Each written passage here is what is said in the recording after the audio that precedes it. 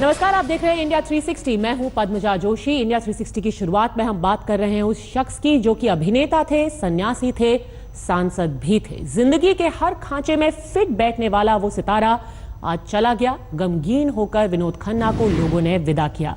Cancer से जूझ रहे विनोद खन्ना जिंदगी की जंग हार गए। आज सुबह उनका मुंबई में निधन हुआ और शाम को अंतिम संस्कार। आखिरी विदाई में लोगों का हुजूम उमड़ पड़ा। ये लम्हा लोगों को गम दे गया। बॉलीवुड समेत पूरा देश आज गमगीन है। जिस चेहरे को सिनेमा से लेकर सियासत के गलियारे में हमेशा मुस्कुराता देखा, वो अचानक से चुपके चला गया। चाहने वालों को हमेशा हमेशा के लिए गम दे गया। विनोद खन्ना ने 1946 में पेशावर में जन्म लिया था, लेकिन हिंदुस्तान को अपनी कर्मभूमि बनाई।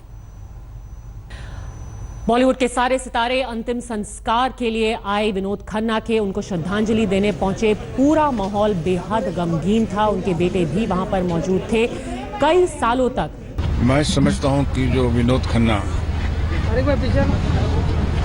हम कभी नहीं भूल सकते। मैं उन्हें शुरू से जानता था, साथ में हम लोगों ने कैरियर शुरू किया था। मन का मीर जब फिल्म शुरू हुई थी, एक फिल्म मैंने लिखी भी थी उनके लिए, आखिरी डब। सिनेमाई दुनिया से लेकर सियासत तक में विनोद खन्ना की धमक थी। अपने करीब 5 दशक के करियर में उन्होंने 141 फिल्मों में अपनी अदाकारी का लोहा मनवाया। हालांकि कुछ बरसों के लिए उन्हें संन्यास भी रास आया। वो ओशो के भक्त थे। वहीं सियासी दुनिया में पंजाब के गुरदासपुर से 4 बार सांसद बने। वाजपेयी सरकार में मंत्री भी बने। हालांकि लाइट कैमरा एक्शन की दुनिया से उनका नाता आखिरी दिनों तक बना रहा, लेकिन अब ये सफर थम गया, पर्दा गिर गया। विनोद खन्ना हमेशा हमेशा के लिए हमें छोड़कर चले गए। मयूरेश गणपति, मुंबई, आज तक। बात अब जम्मू कश्मीर की करते हैं, जहां कुपवाड़ा का आर्मी कैंप उस वक्त गोलियों की तड़तड़ाहट से थर्रा उठा जब 3 आतंकियों ने अंदर घुसकर हमला कर दिया। हालांकि जवाबी फायरिंग में 2 आतंकी ढेर हो गए, लेकिन सेना के 3 जाबाज इस हमले में शहीद हो गए।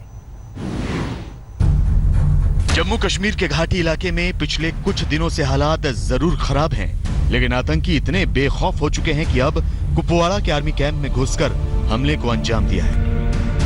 सूरज निकलने से पहले ही अंधेरे में 3 आतंकियों की टोली पंजगाम के सेना कैंप की सरहद पर लगे कटीले तार को काटकर अंदर घुसती है और जवानों पर अंधाधुंध फायरिंग करती है। सदैव सजग अलर्ट रहने वाले सेना के जवानों ने भी मोर्चा संभाला।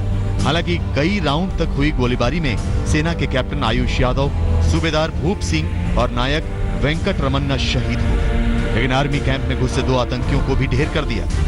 तीसरा भागने में कामयाब हो गया। मैं आपको बता दूं कि यही वो कैंप है जहां सुबह हमला हुआ था। 2 जो मिलिटेंट्स है वो इस कैंप में घुसे और लगातार फायरिंग की। 3 आर्मी जवान भी अपनी जान खो चुके हैं इसमें, जिसमें से एक कैप्टन भी शामिल है। 4 बजे ऐसे फायरिंग हुई है, तो फिर मुझे पता नहीं, मैं घर में सो रहा था तो मैंने बहुत फायरिंग की आवाज़ सुनी है। फिर बड़ा धमाका भी हुआ है। हम डर गए अंदर से कि पता नहीं क्या हुआ, शायद गाँव में कुछ हुआ, तो कुछ अंदर सा डराव सा लग रहा था। तो हेलीकॉप्टर भी सर्च पे आ गए। फरार आतंकी की तलाश जारी है। बहादुरी की खास मिसाल पेश की सेना कैंप के एक सफाई कर्मी एनके ऋषि ने। जब वहां 3 आतंकी गोलियां बरसा रहे थे, तब कैप्टन को बचाने के लिए एनके ऋषि बंदूक लेकर आगे बढ़ता है। गोली उसके पटका हेलमेट में लगती है। वो नीचे गिर जाता है, लेकिन उसने अपनी बंदूक से फायरिंग की और एक आतंकी को मार गिराया। दूसरा आतंकी फिर उसकी जांघ में गोली मारता है। वो फिर गिरता है, लेकिन मारे गए पहले आतंकी की बंदूक लेकर फायर करता है और दूसरे आतंकी को भी मार गिराता है। Throughout the operation, no terrorist was given any entry into the living area by accurate and heavy volume of fire from all directions. Search and sanitization operations are in progress.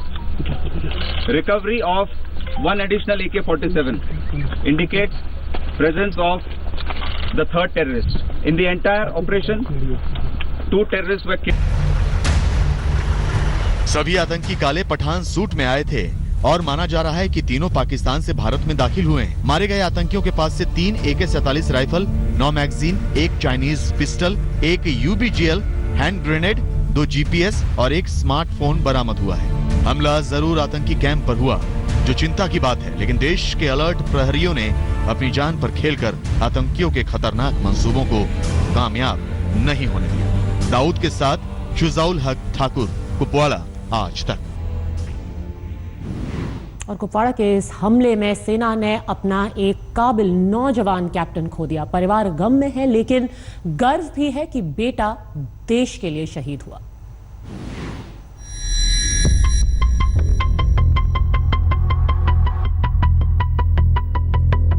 Kupwara में पंजगाम आर्मी कैंप में आतंकी हमले के बाद फरार तीसरे हमलावर की तलाश जारी है, लेकिन सेना के एक कैप्टन, एक सूबेदार और एक नायक को हमेशा के लिए हमने खो दिया।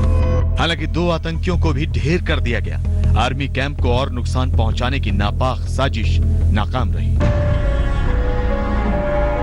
कानपुर के रहने वाले कैप्टन आयुष यादव, राजस्थान के दौसा के रहने वाले सूबेदार भूप सिंह और विशाखापट्टनम के नायक वेंकट रमन्ना ने आतंकियों को करारा जवाब देते हुए शहादत को गले लगा लिया। किसी को भी अपने सीने के टुकड़े को खोने का गम होगा, लेकिन वीर सैनिकों के परिवार का दिल भी उतना ही मजबूत है। बेटा शहीद तो हो ही गया। बड़ी इच्छा थी हमारी खुद आर्मी में जाने की, आर्मी में ना जाके पुलिस में जा पाए हम, लेकिन बेटे को मैंने आर्मी में भेज दिया। हमारा आर्मी परिवार है। मेरे बड़े भाई एयरफोर्स में से, मेरे फादर रॉयल एयरफोर्स में से, मेरी भतीजी मेजर है, मेरा दामाद मेजर है, मेरा भांजा मेजर है। इस समय तो ऐसा कुछ नहीं है, तो है, लेकिन यह है कि अब इसमें कोई सख्त एक्शन लेना चाहिए गवर्नमेंट को। इस तरह से कब तक मरवाते रहेंगे हमारे फौजियों को। प्राइवेट में छोड़ दो हमको, उधर छोड़ दो, प्राइवेट में छोड़ दो। मरने के लिए मैं तैयार हूँ ना। अन्य सचिव मेरा भाई मरने के लिए बात, इधर मेरे को जीना नहीं चाहिए। मेरे को उधर तो मरना हूं, मैं उधर मर रहा हूं। आर्मी कैंप पर हमले से एक बात तो साफ हो गई है कि आतंकी बेखौफ हो चुके हैं। मुमकिन है कि आगे भी सेना इनके निशाने पर आएगी, लेकिन देश में बहादुर शहीदों की भी कोई कमी नहीं, जो हर बार अपनी जान पर खेलकर उन्हें नेस्तनाबूद करेंगे। कानपुर से रंजय सिंह के साथ आज तक ब्यूरो। महाराष्ट्र के मालेगांव ब्लास्ट की याद आज एक बार फिर ताजा हो गई। इस धमाके में आरोपी साध्वी प्रज्ञा ठाकुर को कुछ शर्तों के साथ जेल से रिहा किया गया। रिहाई के बाद प्रज्ञा ठाकुर ने यूपीए सरकार पर जमकर भड़ास निकाली। 2 दिन पहले जमानत मिली और आज जेल से रिहा हुई। मालेगांव ब्लास्ट में आरोपी साध्वी प्रज्ञा ठाकुर 9 साल बाद जेल से आजाद हुई तो मीडिया के सामने माइक थाम लिया। भोपाल में यूपीए सरकार की भगवा आतंकवाद की थ्योरी पर हमला बोल दिया। साथ ही पूर्व गृह मंत्री पी चिदंबरम का नाम लेकर साजिश में फंसाने का आरोप लगाया। अपने आत्मबल से आज आपके समक्ष हूँ, वरना इन कांग्रेसी षड्यंत्र ने, कांग्रेसियों ने पूरा प्रयास कर लिया था मुझे खत्म करने का। भगवा आतंकवाद की पूरी स्क्रिप्ट देख लीजिए आप। साध्वी प्रज्ञा यही नहीं रुकी, मीडिया के सामने बेबाकी से अपनी बात रखती गई। कभी दर्द छलका तो कभी गुस्सा। साध्वी प्रज्ञा ने मुंबई एटीएस पर आरोप लगाते हुए कहा कि उन्हें गैरकानूनी तरीके से गिरफ्तार करके सूरत से मुंबई ले जाया गया और 13 दिनों तक टॉर्चर किया गया। बॉम्बे हाईकोर्ट ने साध्वी प्रज्ञा को 5 लाख के निजी मुचलके पर सशर्त जमानत दी है। उन्हें 9 साल पहले यानी 29 सितंबर 2008 को महाराष्ट्र के मालेगांव में धमाके के लिए गिरफ्तार किया गया था। इस धमाके में 9 लोगों की मौत हो गई थी, जबकि करीब 100 लोग घायल हो गए थे। इस धमाके के लिए अभिनव भारत संगठन के कर्नल पुरोहित को भी गिरफ्तार किया गया था, जिन्हें राहत नहीं मिल पाई है। मालेगांव ब्लास्ट में साध्वी प्रज्ञा की रिहाई तो हो गई, लेकिन अब भी सवाल उलझे हुए हैं कि आखिर किसने किया धमाका। जिस धमाके को लेकर देश की सियासत में बरसों तक उबाल रहा, क्या उसका जवाब मिल पाएगा? हेमेंद्र शर्मा, भोपाल, आज तक। बात है प्रधानमंत्री नरेंद्र मोदी की। शिमला में उन्होंने हवाई उड़ान स्कीम का उद्घाटन किया, लेकिन उसी रैली में हिमाचल में भगवा लहराने का मंसूबा एकदम साफ दिखा।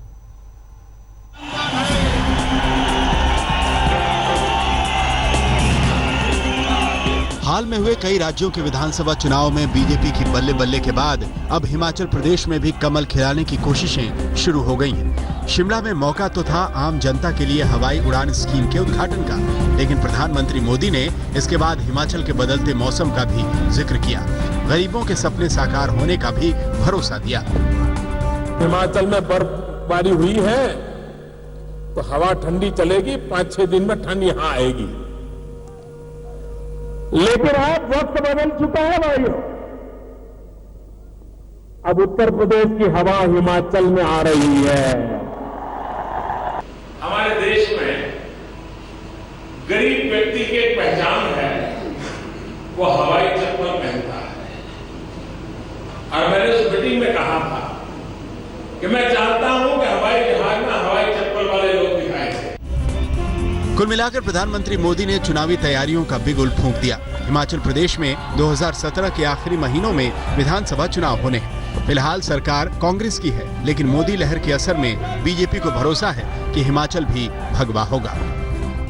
अगर उत्तराखंड के मुख्यमंत्री दोनों सीटों से हार सकते हैं, 70 में से 57 सीटें हम उत्तराखंड में जीत सकते हैं और 325-404 में से उत्तर प्रदेश में जीत सकते हैं, तो हिमाचल 68 में से 60 जीतने की उम्मीद रखता है। हिमाचल प्रदेश की 68 सीटों में बीजेपी ने 60 से ज्यादा सीटों को जीतने का दावा किया है। हालांकि ये जनता तय करेगी, लेकिन उससे पहले मोदी के दौरे का मूड भी काफी कुछ इशारा कर रहा है। हम 50 किलोमीटर से दूर से आए हैं तो देखने के लिए आए हैं। हम 100 किलोमीटर दूर से आए हैं, हम देखने के लिए आए थे, लेकिन मौसम को देखते हुए फिर भी अच्छा है। 50 से ज्यादा सीटें बीजेपी लेकर आएगी। परिवर्तन रैली के माध्यम से प्रधानमंत्री मोदी हिमाचल चुनाव के लिए बिगुल बजा रहे हैं। मिशन 2017 टारगेट 50+ सीटें, और प्रधानमंत्री मोदी ने रोड शो शिमला में किया है। हालांकि हालिया नतीजों में बीजेपी के सियासी मंसूबे 7वें आसमान पर हैं, जिसका फायदा पार्टी यकीनन उठाना चाहेगी। शिमला से सत्येंद्र चौहान के साथ आज तक ब्यूरो। इंडिया 360 में अब बात दिल्ली की, जहां एमसीडी चुनाव में करारी हार के बाद सियासी रिक्टर स्केल पर मानो भूचाल आ गया है। केजरीवाल की पार्टी में कुछ ही घंटों में इस्तीफों की झड़ी लग गई। मैं 10 बजे से वेट कर रहा था, चलो। ये तस्वीर है एमसीडी चुनाव में करारी हार के बाद आम आदमी पार्टी की मीटिंग की। इसमें केजरीवाल हैं और आम आदमी पार्टी के नेता। मंथन उस बात पर हो रहा है जिसकी वजह से दिल्ली की सियासत में जोर का झटका जोर से ही लगा है। चर्चा उस बात पर हो रही है कि आखिर दिल्ली की जनता ने कैसे अर्श से फर्श पर पटक दिया।